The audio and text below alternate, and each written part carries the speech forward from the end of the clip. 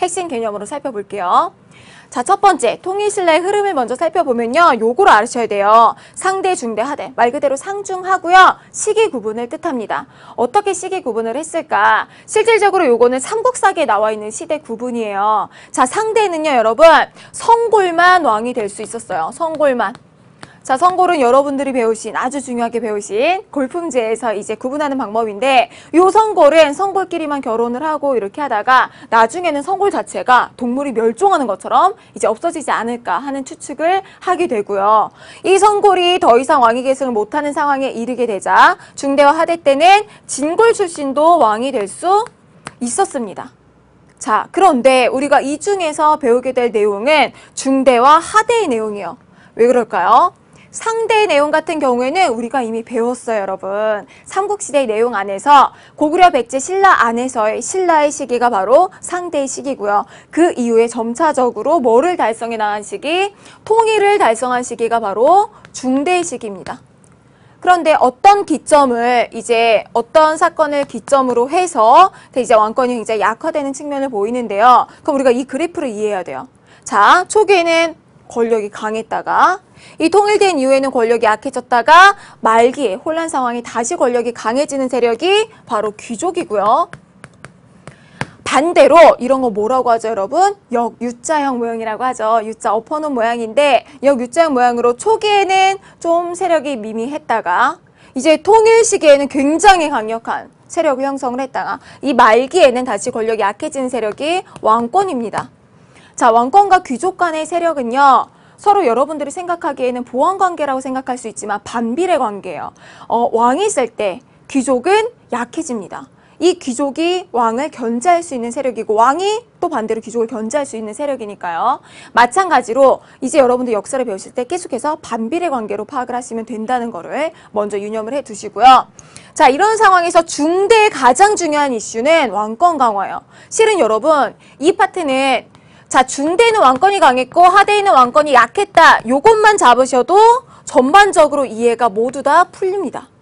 자, 왕권이 강화된 측면을 쭉 나열을 하고 왕권이 약화된 측면에서 쭉 보면은 중대와 하대의 비교는 굉장히 쉬워요. 자, 우선적으로 중대는요. 진골 출신이 왕을 했고 이 시기에는 왕권이 강화가 됐고요. 여러분 이 시기가 이제 통일이 된 시기라고 했죠. 그러니까 여러분들이 어렵게 생각하지 마시고 여러분들이 삼국을 통일했다고 생각을 해보세요. 그러면 뭐부터 해야 될까 생각을 해보시면 인구가 굉장히 많아졌고요. 토지가 넓어졌어요. 그럼 이거를 다시 한 나라 안에 재배치하는 작업이 필요합니다. 그쵸? 그래서 이 왕권 강화 아래에서 체제 정비가 지속이 되는데요. 체제 정비를 어떻게 하느냐? 우선적으로 넓어진 영토를 어떻게 하냐? 바로 이 넓어진 영토를요. 9개로 나눠요. 그래서 9개의 주와 5개의 소경이 존재합니다. 구조 5소경인데 이 소경이라고 하는 건 작은 서울, 작은 수도라고 하는 뜻이죠. 자, 한번 지도를 볼게요. 지도를 보시면요. 주가 총 9개가 배치되어 있는 걸 볼 수 있습니다. 네, 정확하게 들어맞는 건 아니지만 이 주가 전반적으로 어떻게 되어 있냐면 고구려 옛 지역에 한 3개의 주 정도, 백제 옛 지역에 3개의 주 정도, 그리고 신라의 이 백제 지역이죠. 신라 지역에 이제 3개의 주 정도를 설치를 해요. 골고루 이제 주를 설치한다라고 해서 고구려와 백제와 신라의 통합을 강조한 측면을 살펴볼 수 있고요. 여기에서 수도가 원래 신라의 수도는 바로 경주죠. 경주가 어디쯤 위치해 있냐면 바로 여기 있습니다. 자, 경주가 여기 있기 때문에 소경을 두는 거예요. 왜 그렇죠? 수도가 지나치게 전반적인 영토면에서 봤을 때 동남쪽에 치우쳐 있습니다. 그렇기 때문에 행정적으로나 군사적으로 중요한 요충지에다가 5개 이제 경주를 제외한 작은 수도를 두는 거예요. 그래서 이 지역을 원활하게 통치할 수 있도록 했고요. 이게 바로 구주 5소경이에요. 자, 그러면 이게 영토에서의 배치라면 인구에 있어서의 배치도 있어야겠죠. 체제 정비에서. 자, 인구에 있어서의 배치에서 가장 중요한 내용은 아마도 이 아래다 쓸게요. 군사적인 배치예요. 그래서 군사에서는요. 구서당. 자, 구서당은 9개의 이제 군대를 뜻하는데 중앙군을 뜻해요. 구서당과 10개의 지방군으로 정을 둔대요. 군대를 뜻하는 거예요. 자, 그러면 마찬가지로 여러분 중앙군의 구서당 안에는요. 신라 사람만 들어가는 게 아니라 고구려인, 백제인 혹은 말갈인까지 포섭을 했대요. 마찬가지로 민족을 융합하는 모습을 볼 수 있고요. 십정의 모습은 조금 전에 살펴본 지도에서 한번 볼게요. 십정은 마찬가지로 요 주마다 한 개의 정식을 배치를 하는 거예요. 자, 그럼 여러분 구정이 돼야 되는데 십정이 되죠. 자, 그러면 한 개의 정은 어디에 뒀을까? 바로 가장 군사적인 요충지에 두 개의 정을 뒀습니다. 여러분이 생각하시기에는 어디가 가장 군사적인 요충지세요? 자, 여기를 보면은 국경선이 있어요. 아무래도 국경선과 가까이 있는 곳이 군사적으로 가장 중요하겠죠. 방어상에 한 주에 두 개의 정을 두게 되고요. 아까 말한 구서당 같은 경우에 중앙군은 당연히 어디를 지키겠어요? 바로 요 지역, 요 경주를 지키는 게 바로 중앙군인 구서당이 되겠습니다. 이해가시나요? 그래서 이렇게 왕권을 강화하고 체제를 정비한 시대가 중대다. 가장 중요한 거는 왕권 강화다라고 하는 측면을 잘 보시고요. 어떤 사건을 기점으로 해서 이렇게 왕권이 낮아지는데 이건 선생님이 만든 거니까 뭐 구체적으로 역사서에서 딱 이 왕을 중심으로 이렇게 된 건 없어요. 근데 대체적으로 어떻게 되느냐면 이 중대의 마지막 왕으로 볼 수 있는 사람이 해공왕입니다. 그런데 이 해공왕을 기점으로 해서 이 하대에는 이 왕들 간의 권력 다툼이 굉장히 치열해져요. 이 진골 귀족 간의 왕이 되기 위한 싸움이 굉장히 치열해지는데 해공왕이 왜 그런 무슨 역할을 했느냐. 해공왕은 굉장히 어린 나이에 왕위에 즉위합니다. 근데 실제로 후대에 이제 남겨져 있는 기록을 보면은 아마도 동성애자였을 것이다 라고 하는 판단이 있어요. 여자처럼 옷을 입고 이제 어울리는 것을 좋아했다라고 하면서 실제로는 동성애 자체가 중요한 게 아니죠. 이제 후대의 역사 이제 기록에 그렇게 남았다는 거는 당시에 해공왕이 너무 어린 나이였고 당시에 진골 귀족들의 힘이 세지고 있었기 때문에 피살이 되었습니다. 그럼 이 피살의 명분을 나중에 들어서 그렇게 동성애를 즐겼던 왕이다라고 해서 정당화했을 수가 있는 거죠. 자, 해공왕을 기점으로 해서 왕권이 굉장히 약해지고요. 이 시기는 왕권이 굉장히 약하기 때문에 진골 귀족은 역으로 권력이 강해지는 시기예요. 자, 그러면 중앙에서 왕위를 둘러서 다툼이 심해지면 당연히 지방에 대한 통제력은 높아질까요? 약해질까요? 그쵸, 맞아요, 여러분. 약해질 수밖에 없죠. 그래서 이 시기에는 새로운 세력이 등장하게 됩니다. 그들이 바로 이 지방을 꽉 잡고 있는 호족들이에요.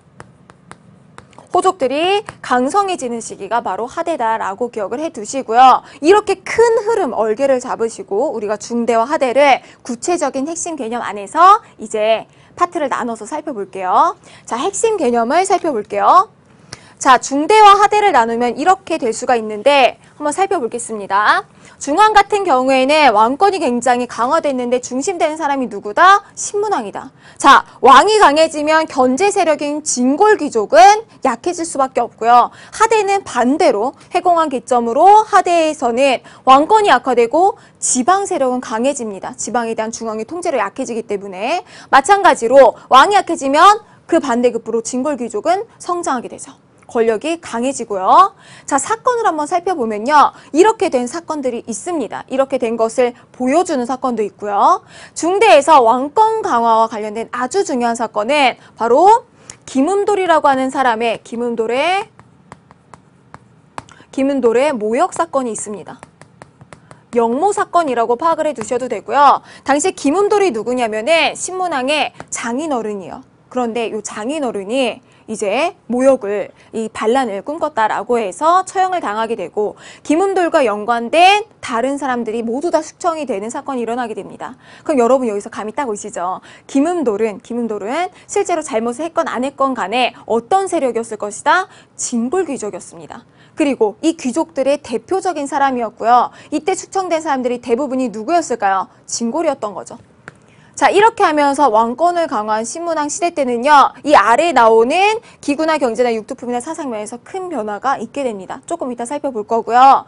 두 번째로 하대 때는요. 지방 호족이 굉장히 강해진다 그랬죠. 왕권이 약해지면 민생은 굉장히 피폐해질 수밖에 없습니다. 세금도 여러 번 걷어가게 되고요. 지방 호족들이 이 중간 관리자로 등장하게 되면서 횡포를 부리게 되는 측면도 있는 거죠. 그렇기 때문에 이 시기에는 자연스럽게 신라 말기에는 농민 반란이 굉장히 많이 일어나는데 대표적인 거 여러분들 사료 속에서 키워드로 나올 수 있어요. 원종, 애노의 난이 있습니다. 자, 대표적인 사건들 이렇게 파악해 볼 수 있고요. 다음으로 이제 기구를 살펴봐야 되는데 기구 같은 경우에는 선생님이 하나 이제 준비한 게 있으니까 같이 보고 파악을 해보고 다시 돌아올게요. 자, 여러분 라인이라는 말을 굉장히 많이 들어보죠. 누구 라인 하는 말을 여러분들 사이에서도 장난으로 많이 쓰시잖아요. 뭐 연예인들 보면은 이경규 라인이라 그래서 이경규와 이제 친한 후배 이제 관계를 이루고 있는 사람들이 이경규 라인이다라고 얘기를 하고 유재석 라인도 있고 여러분들 실제로 학교에 가서도 친구들 간에 난 누구 라인이야 라는 말을 많이 합니다. 이 라인이 뭔가요? 서로 간에 잘 맞아서 끌어주고 당겨주고 하는 그런 사이를 뜻하죠. 마찬가지로 왕도 왕 라인 있고 귀족도 귀족 라인이 있어요. 그럼 왕 라인은 누굴까요? 왕의 밑에서 왕의 일을 계속해서 시행해 나가는 거의 비서기구 같은 역할을 하는 기구와 그 기구의 장이겠죠. 자, 이런 역할을 했던 기구가 바로 집사부고요. 집사부고요. 이 집사부의 장관을 시중이라고 부릅니다. 간혹 시기 변천에 따라서 이걸 중시라고 불렸던 시기도 있어요. 같이 기억해 두시고요. 집사부와 시중은 왕 라인으로 왕과 함께 성장해 나가요. 그럼 왕이 이제 권력 약해지면 집사와 시중의 권력도 약해질 수밖에 없죠. 자, 그러면 왕과 시중 간의 관계는 당연히 이렇게 될 수밖에 없죠. 비례 관계입니다. 왕권이 강해지면 시중의 권력도 강해질 수밖에 없겠죠. 자, 이렇게 파악해 볼 수 있는 반면에 귀족 라인으로 볼 수 있는 건 이거예요. 우리나라는 이제 정말 전통적으로 회의를 통해서 뭔가를 정하는 이제 전통이 있습니다. 신라에선 이런 거가 뭐가 있었죠? 귀족들 간의 합의체, 만장일치제를 했던 화백회의가 있었죠. 자, 귀족들 간의 만장일치제이기 때문에 당연히 이건 자연스럽게 누구를 견제한다? 왕을 견제할 수밖에 없습니다. 그쵸? 자, 왕을 견제를 하기 때문에 이 화백회의를 주관하는 사람 있죠? 가장 대장이라고 할 수 있는 사람, 상대등은 이 귀족 라인의 대표적인 사람이겠죠. 자, 그러면 요 화백회의와 상대등, 요 상대등과 왕과의 관계를 보면요. 왕과 상대등과의 관계는 비례일까요? 반비례일까요? 당연히 반비례입니다. 자, 여러분들이 이것만 파악을 하셔도 앞에 있는 그 도표를 이제 완벽하게 채우실 수 있어요. 다시 한번 볼게요. 자, 사건은 전에 썼으니까 안 쓰고요. 기구를 살펴봤을 때 요 중대 때 어때요? 왕권이 강화돼요. 그럼 기구로 뭐가 이제 중심 기구로 사용이 될까요? 당연히 집사부겠죠. 자, 집사부고요. 집사부의 시중이 성장을 할 거예요. 자, 여기에 쓰진 않았지만 당연히 누구의 권력은 약해진다? 상대 등의 권력은 약해진다 라고 하는 거 기억해 두시고요. 두 번째로 하대 때는 왕권이 약화됩니다. 귀족들이 강해져요. 기구로 어떤 기구? 귀족들의 회의기구인 화백회의가 정치를 이끌어 나가는 중심 기구로 이제 활용이 되고요. 이걸 이끌어 나가는 상대 등, 의장인 상대 등의 권력이 강화되는 측면을 살펴볼 수 있습니다. 마찬가지로 시중의 권력은 이때 돼서는 약해지겠죠. 자, 이렇게 살펴볼 수 있고요. 경제를 한번 살펴볼게요. 실질적으로 여러분, 사람이 사는 데 있어서 돈이 굉장히 중요하죠. 돈이 없는데 뭘 한다라고 하는 것 자체가 불가능해요. 그렇죠? 그렇기 때문에 당시 이제 왕권을 강화하면서도 이 귀족들이 가지고 있는 경제력을 뺏으려고 했습니다. 자, 이 진골 귀족이 가지고 있었던 경제력 중에서 대표적인 게 뭐가 있었냐면 노급이었어요. 자, 이 노급이라는 게 뭐냐면 좀 나와서 설명을 할게요. 노급은 고위 관료들에게 지급된 이제 경제적인 기반인데 여러분들이 잘 생각을 하셔야 되는 게 뭐냐면 당시에 뭐 어떤 이름의 토지를 받았다, 귀족이 받았다라고 하면 여러분들은 그 토지에 대한 소유권을 받아온 걸로 생각을 합니다. 그게 아니에요. 예를 들어서 어떤 토지가 있고 A라고 하는 사람이 경작하는 토지가 있어요. 자, 이거를 어떤 관료에게 하사했다라고 해요. 만약에 이걸 어떤 귀족, 진골 귀족이라고 얘기를 해볼게요. 라고 얘기를 하면 여러분들은 이거에 대한 소유권이 넘어갔나 보다 라고 생각을 하는데 소유권이 아니에요, 여러분. 옛날 시기에는 어떤 개념이었냐면 수조권이었습니다. 수조권이 뭐냐면 조세를 받을 수 있는 권리예요. 즉 세금을 대신 걷어갈 수 있는 권리입니다. 생각해보세요, 여러분. 선생님도 학교에서 일을 하면은 선생님에게 학교에서 월급을 줘야겠죠. 월급을 줘야겠죠. 마찬가지로 이거를 국가로 생각을 했을 때 국가는 자신을 위해서 일해주는 관리나 고위 이제 귀족들에게 월급을 줘야 돼요. 그런데 옛날에는 이 월급의 개념이 아니라 어떤 개념이 있었냐면 토지를 가진 사람은 누구나 국가에게 일정량의 세금을 바쳐야겠죠. 세금을 바치는데 국가는 관리에게 월급이 아니라 뭐를 준 거예요? 월급이 아니라 국가에게 일반 민중이 내는 세금을 걷어갈 수 있는 권리를 준 거예요. 이게 바로 수조권입니다. 자, 요 개념을 잘 파악을 해 두셔야 되고요. 다시 와볼게요. 자, 그렇게 해서 이 노급이라고 하는 건 뭐냐면 이 토지에서 나오는 세금, 각종 세금들을 걷어갈 수 있는 권리예요. 수조권뿐만 아니라 그런데 뭐도 있었냐면 세금을 걷어갈 뿐만 아니라 당시에 그 세금을 내는 농민의 노동력을 징발할 수 있었습니다. 노동력. 자, 여러분, 선생님이 수업 시간에도 항상 얘기를 하지만 사람은 자존심이 있어야겠죠. 여러분들이 만약에 농민의 입장에 대해서 생각을 해보세요. 돈을 내는 게 싫으신가요? 아니면 가서 일해주는 게 싫으신가요? 이거 질문을 하면 많은 친구들이 선생님 저는 돈 내는 게 더 싫다고 하는데 그럼 안 돼요. 사람은 자존심이 있어야죠. 여러분 가서 일해주는 게 더 싫어야죠. 와서 청소해라. 뭐 김장할 때 도와줘라. 라고 하면은 이 농민들의 삶이 굉장히 피폐해집니다. 돈만 내고 나면은 정말 깔끔한 관계가 될 수 있죠. 그렇게 돼서 당시 농민들이 굉장히 괴로워했던 게 바로 이 노동력이에요.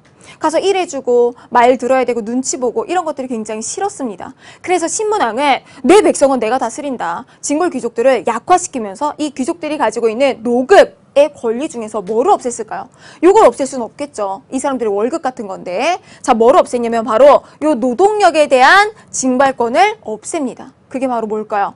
관료전이죠. 관료에게 주는 토지. 그런데 이건 소유권이 아니라 수조권이었던 거죠. 정리 한번 해볼게요.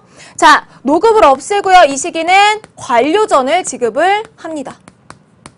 마찬가지로 하대 때는 왕권이 약화되죠. 진골 귀족들이 강해져요.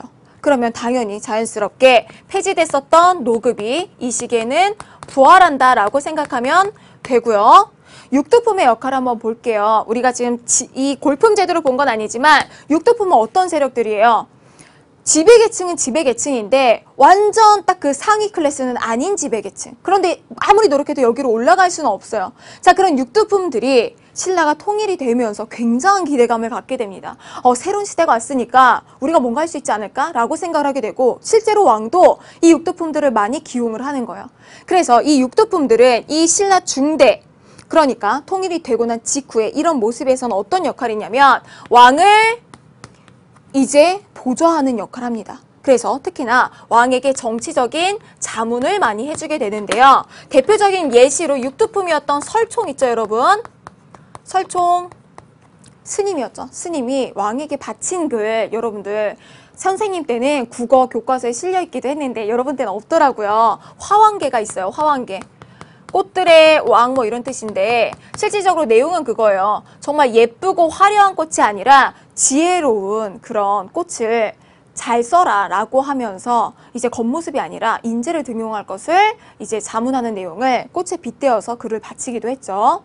그런데 이런 육두품들이 정말 열심히 이 통일신라 시대에 노력을 했지만 점점 말기로 갈수록 여전히 자신들의 위치는 정해져 있어요. 골품제는 흔들리지 않아요. 심지어 당나라에 유학을 가서 당나라에서 정말 잘 나가고 멋지고 높은 관직에 등용됐던 사람도 신라에 오면 그냥 육두품입니다.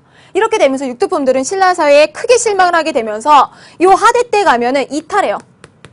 그러니까 오히려 반 신라 세력으로 바뀌게 되고요. 그러니까 자연스럽게 누구랑 손을 잡게 돼요? 이 육두품들은 당시에 뜨고 있던 요 지방 호족들이랑 손을 잡게 되는 거죠. 그래서 이들이 어떻게 해요? 나중에 고려를 만들어가는 고려의 이제 개창 세력이 됩니다. 이해가시죠? 자, 마지막으로 사상을 살펴보면요. 이 신라 중대 때는 왕이 왕권을 강화시키는 데 목적이 있잖아요. 그래서 받아들인 학문이 있습니다. 적극적으로 장려한 학문이 바로 유학이고요. 자, 유교 사상하면 여러분들 뭐 떠오르세요? 선생님은 이런 게 떠올라요. 부모님에게 효도하라 라고 하는 내용. 맞아요. 이 효도에 대한 관념을 유학에서는 뭘로 확장시키냐면 왕을 아버지처럼. 그런데 효도가 아니라 충성의 개념으로 다가옵니다. 그래서 여러분들이 사료 읽다가 요 충이라고 하는 글자 나오면 유학으로 연결시키시면 되는 거예요. 자, 사상적 기반은 유학이 있고요. 유학이 있고요. 유학을 교육시키기 위한 기구도 이제 교육기관도 세우게 되는데 그게 바로 국학입니다. 자, 신라 하대에 가면은 말기에 이르면은 지금 뭐 교육기관이건 유학이건 상관이 없게 되죠. 왕권이 악화되는데 그렇게 되면서 요 호족들은 자신들의 새로운 사상적인 기반을 만듭니다. 그게 바로 불교 종파에서는 선종이었고요. 요거는 선생님이랑 다음 강의에서 불교 이제 역사를 정리할 때 다룰게요. 선종은 지금은 그냥 써두시기만 하시고요. 또 이런 게 있죠. 지금 신라의 수도인 경주는 기가 쇠했어. 터가 안 좋아. 수맥이 안 좋아. 라고 하면서 새로운 수도로 옮겨야 된다. 바로 어떤 사상? 풍수, 지리, 사상.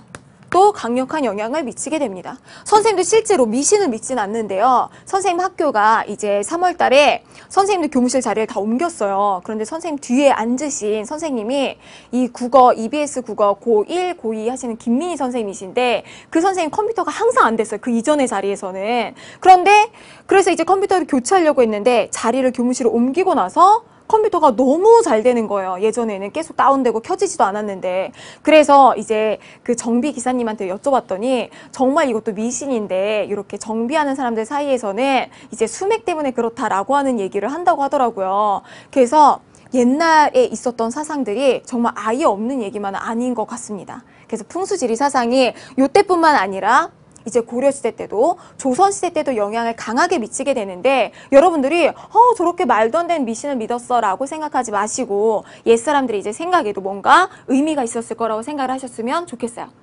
이해가시죠? 자, 여기까지 이제 핵심 개념 생각해 보셨고요.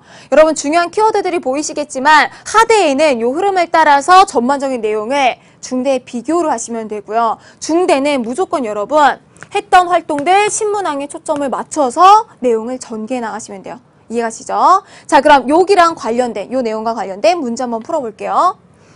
자, 다음은 어느 왕의 재위 시기에 있었던 일이다. 이 왕의 정책으로 옳은 것은